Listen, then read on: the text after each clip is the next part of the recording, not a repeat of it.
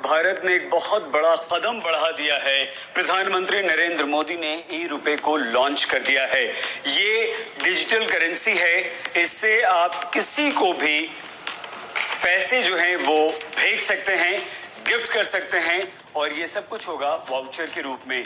UPI app पर ये ई-रुपए मौजूद है और यहाँ अब आप अपनों को पैसे बहुत आसानी से भेज सकते हैं। इसके लिए आपको किसी तरह की किसी ऐप, किसी भी तरह की किसी सिस्टम की जरूरत नहीं होगी। आपको करना ये होगा कि सिर्फ एसएमएस के द्वारा या क्यूआर कोड के द्वारा आपको ये पैसे वाउचर के रूप में मिल जाएंगे। ये गिफ्ट हो सकता है, ये पैसे हो सकते हैं, ये किसी और तरह से पेमेंट आपको हो सकती है।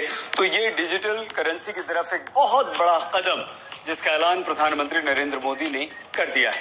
आप इसे कैसे रिडीम करवा सकते हैं? इसके लिए आपको किसी कार्ड की जरूरत नहीं है। मतलब आपको क्रेडिट कार्ड या आपको दूसरे किसी भी और तरह के कार्ड की जरूरत नहीं पड़ेगी और सीधे सीधे आप एसएमएस के द्वारा आपको जो जानकारी मिलेगी या क्यूआर कोड जो आपको रिसीव होगा उससे आप इसे रिडीम आसानी से करवा सकते हैं।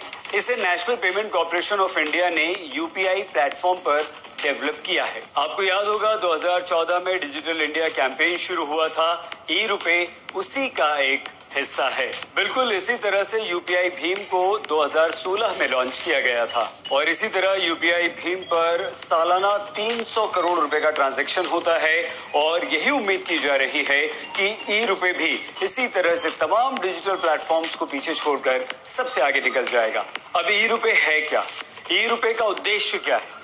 ई-रुपए का उद्देश्य सरकारी योजनाओं को उसके बेनिफिशरीज यानी कि जो उसके लाभकर्ता हैं उन तक पहुंचना है। इसमें बेनिफिशरी की जो पहचान है वो एक मोबाइल नंबर के जरिए होगी और बैंक एक वाउचर देगा और वो वाउचर उस लाभकर्ता या बेनिफिशरी को पहुंच जाएगा। अब आइए हम जल्दी से इसके प्रोसेस को भी, इसकी प्रक्रिया को भी आपको समझा देते हैं।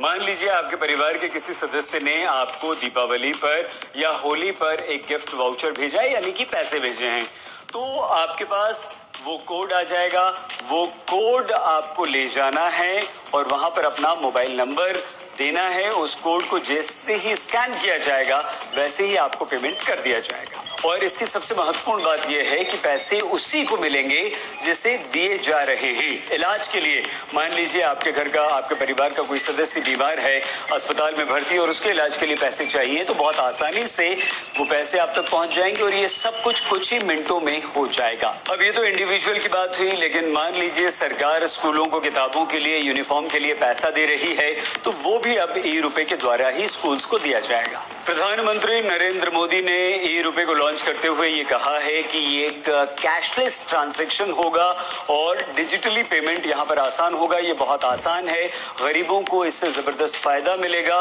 और पैसों के लेन देन में बहुत ज्यादा आसानी होगी। आप पैसा किसी को भेज भी सकते हैं और अगर कोई आपको पैसा भेजेगा तो वो भी ई-रुपए के द्वारा आपको बहुत आसानी से मिल जाएगा।